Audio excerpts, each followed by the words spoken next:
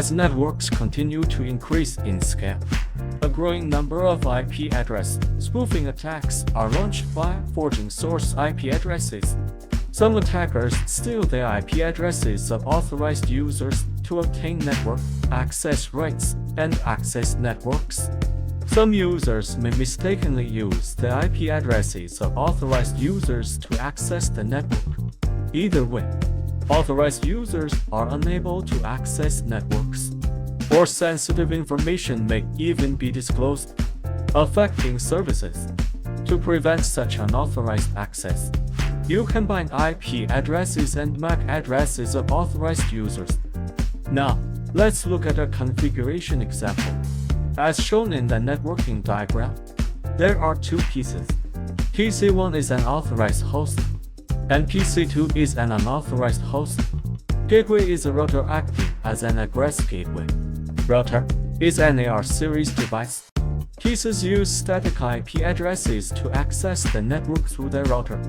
For service security and reliability purposes, the administrator restricts user access on interfaces of the router to allow only PC1, whose IP address 192.168.1.100 and MAC address 00E0FC010101 are statically bound to access the network.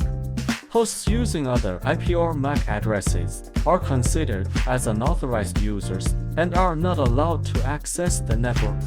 Next, let's look at how to bind an IP address and a MAC address to prevent unauthorized users from accessing the network.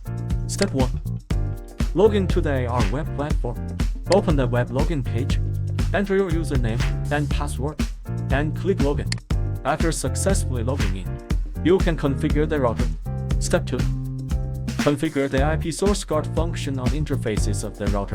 On the web platform, choose Configuration, Attack Defense, Firewall, IP source guard.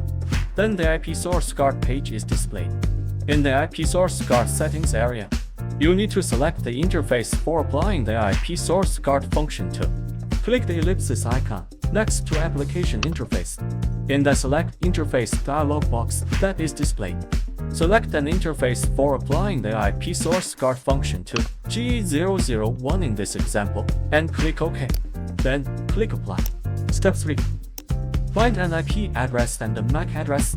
In the Static Binding Settings area, set binding address to IP address, and enter the IP address and MAC address.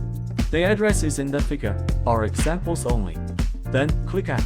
After the preceding configuration is complete, the user using the bound IP address and MAC address can access the network through the router.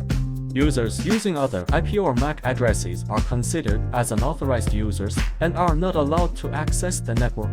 This effectively prevents unauthorized access and ensures services run as normal.